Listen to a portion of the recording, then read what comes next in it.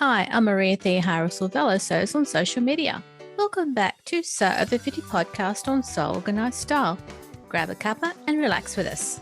Sew Organised Style podcast acknowledges traditional owners of country throughout Australia. We pay our respects to Aboriginal and Torres Strait Islander cultures and to the elders past, present and emerging. Thanks for joining us on the Sew Over 50 podcast as we chat to Sarah, who runs the Curvy Pattern Database Instagram account. Sarah will talk to us about how this database was created and is managed, and we'll hear more about how helpful this database is and how it was created. And we'll also hear about Sarah's sewing background. Sew Over 50 intersects with all communities. Sarah, thanks for being today's Sew Over 50 guest. Hi, thanks for having me. I'm really pleased that you could give us your time today because you do such a lot of work on the Curvy Pattern Database. But I think the best thing we can do to start off with is find out about how you first started sewing. Like many other people, I started sewing because my mother and my grandmother was an award-winning, locally at least, award-winning quilter. She did make sure I knew how to sew. My mother can also sew garments. She hasn't done it a long time though. Like most people in my area, 7th and 8th grade home ec also. And then when I was fresh out of college and living in a small town in South Dakota and I didn't have anything to do because there was nothing to do there, I purchased a sewing machine on my own because obviously I'd previously only used my mother's and, my grandmother's. And I picked up from there and then it kind of faded away. And then pandemic came and everything went gangbusters, just like everybody else. Masks and then clothing. And so the Curvy Pattern Database, can you give us some background about what it is and what's on there? Absolutely. The Curvy Pattern Database at its core, the very original version of it, is a list of pattern designers. They're all indie pattern designers who go to at least a 60-inch body hip measurement. That's 152.4 centimeters.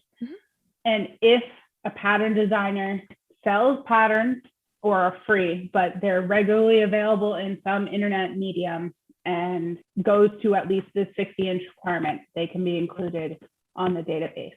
I don't say, well, you only make underwear, so you can't be on because it's not closed or like a full line. It's not that. You've got one pattern, good. It also includes people who may be an expansion. For example, Deer and Doe just expanded. They've only got 2 patterns, but the rest of their collection doesn't. But they're on the list because some of their patterns at least do make that 60-inch requirement. In addition, I do monthly pattern roundups. Sometime after the end of the month, when I get my act together, I publish all the new patterns by all of the designers who are part of the database or any additional designers who have been added to the database for that month. And it's just a very non-wordy blog post that has the name of the pattern, the designer, and a picture of the pattern. And then any designers that were added that month. Rarely there might be an extra note about something like when Jenny Rushmore's book was added, I made a note of that. But the only other rules are because it does have to be purchasable in some way from the internet. So if a pattern is only in a book, if it's only available through Patreon, then it's not included in Roundup. And that makes perfect sense because it's not freely accessible. And freely accessible means that if it's in a book or if it's in a Patreon account, then it's much more difficult to access. That makes sense. And so there's like some companies out there like Luna and Broad is one that primarily comes to mind who release first on Patreon and then release on their website to the public a month later. And so when I include it in the roundup is when it hits their website and is available to the public. I completely understand why designers have Patreons. You have to draw a line somewhere. If you don't put a line, everything's in. That's right. And look, this is time that you spend outside of your everyday life, isn't it? Putting this together. Yeah. This is not what I do for a job or even money. So the Curvy Pattern Database originally started in like a comment shade in the Curvy Sewing Collective Facebook group with a very lovely woman named Sherry Ziegler. And she and I compared the spreadsheets we were both keeping of pattern designers when we wanted to reference what would fit us. I combined ours and then turned it into a Google Doc, and then it kind of ran away. And my first version of the website in the Google Doc, actually, the requirement was a 56-inch hip, and that later changed. I needed to go up to 60 inches. Also, it was becoming unmanageable for me at the time. It was up to like 150 or so designers, and I was looking for a way to cut it back, but also a way to be more representative of how I obviously wanted pattern designers to fit larger bodies. Yeah, so it's been through a couple iterations and changed websites entirely to make it so that the database is sortable. So you can now go online and put in your measurements, and it'll pop out designers that fit you. So you don't have to sort through the hay yourself. It'll just bring what you actually need to the top. And you did that enhancement yourself, didn't you? Yeah, I've learned a lot about website building that I never thought I'd know.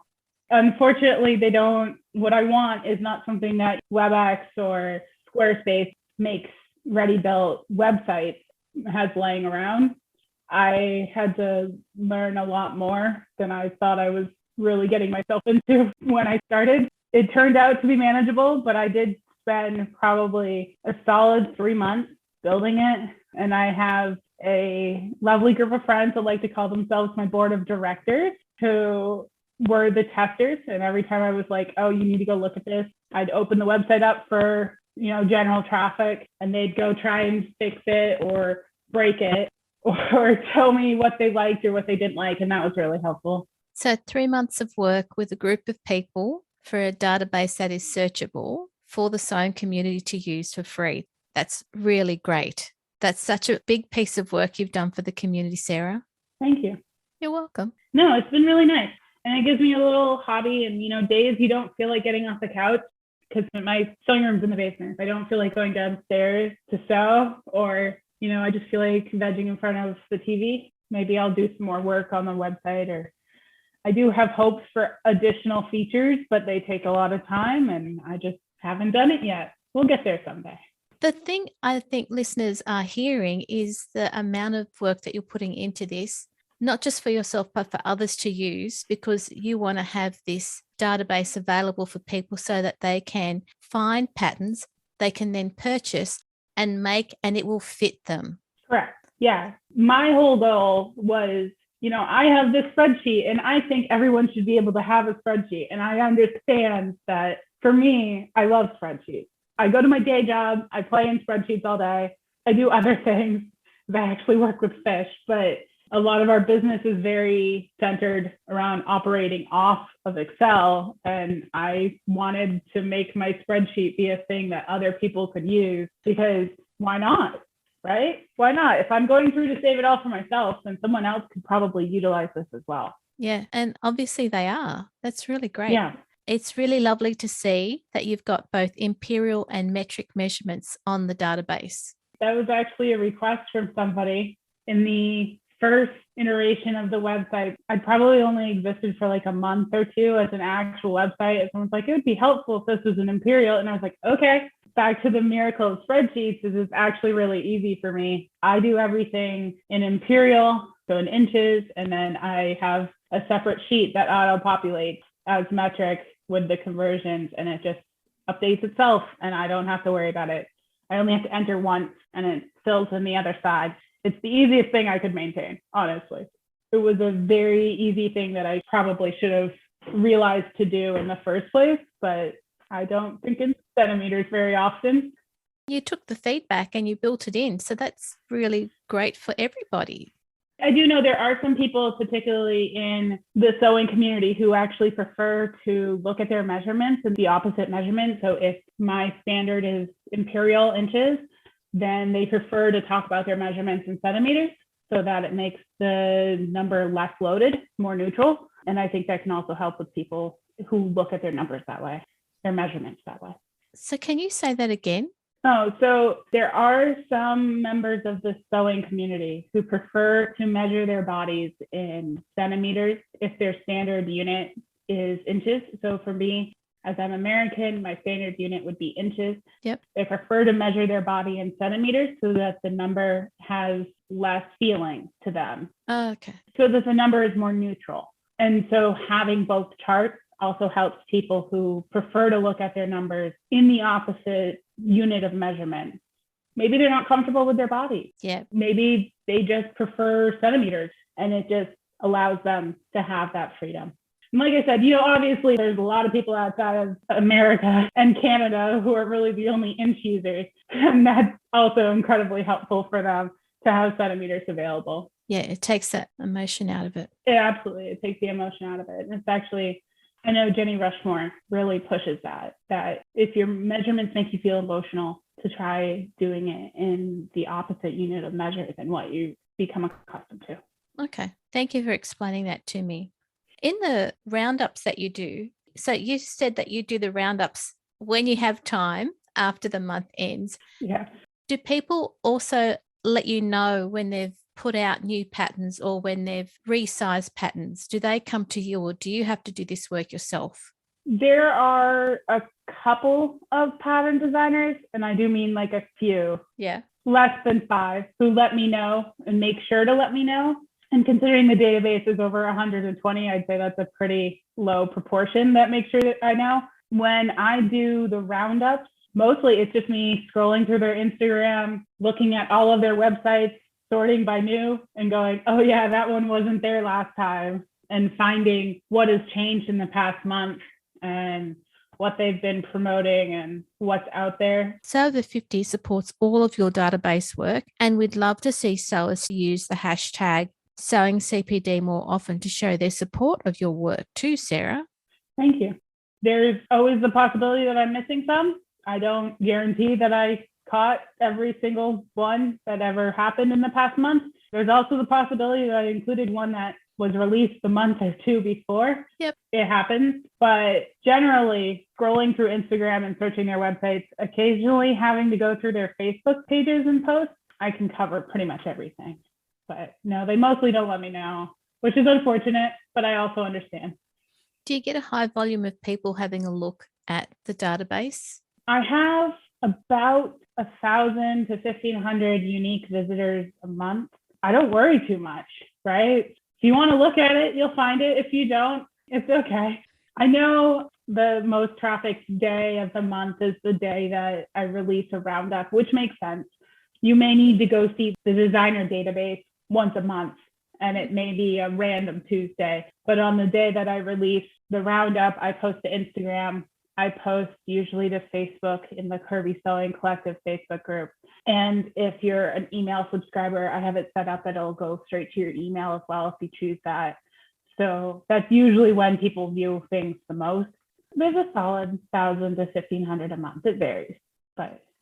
And I think that's a good piece of information for indie designers to understand that if they do let you know, send a message to Sarah at Curvy Pattern Database, then she'll know exactly what you've done and put it on the roundup. And then you've got exposure to over 1,000 people all in one hit when the roundup comes out at the end of the month. So that's actually a good message for indie designers to understand. When I say I have 5 that reach out to me, it's not even always the same 5. I think it's whatever company remembered to tell me that month, which is fine. And, not all designers have new patterns every month either. So there's that too. Also, as I go through the month, I'm actually keeping a list on my phone all the time of patterns that I see that are new or re-released, further extended sizing that maybe someone else shared in their stories, or I now at this point have enough people that I know that they usually will tag me in a post or send me a story or a post in my Instagram DMs to let me know something has happened. And so I keep a list. So, this past month, there was 41 patterns that I recorded as having been released. And I already had 35 of them that I had recorded on my phone throughout the month. I still go back through every single designer and make sure I didn't miss one. But generally, creeping through Instagram, I can keep up with a lot of it. And again, that's a lot of work, but it's work that gets over 1,000 views every month. Mm-hmm. Yeah. We've just listened to all the work Sarah does in her own time and with minimal help to run a very current Curvy pattern database for everyone to use. Thanks for listening to part 1 of this podcast from Sarah, who runs Curvy Pattern Database. Make sure you follow on Instagram, #sewingcpd, or Sarah's Instagram account, Curvy Pattern Database, and also have a look at her website, curvydatabase.com. Make sure you use #sewingcpd to keep Sarah updated about your using her database to show your support for all the work that she is doing for the sewing community. This episode of Sew Over 50 podcast on Sew Organised Style was produced by me, Maria Theoharis, with permission of Sarah, sound by bensound.com. You can subscribe to Sew Organised Style podcast, spelled with an S, not a Z, on all good podcast apps. Make sure you go back and listen to our Sew Over 50 archive. Give us a 5-star rating and review, and we hope you'll support us through our Patreon account this year. There are over 280 podcasts free in our library, and the aim of each of these podcasts is to keep you company and encourage you to sew more often. Post any questions or podcast suggestions you have on our Instagram account at Sew Organised Style, or on our website at www.seworganisedstyle.com, or on our Facebook page. We look forward to joining you in your sewing room next time. Stay safe, everyone.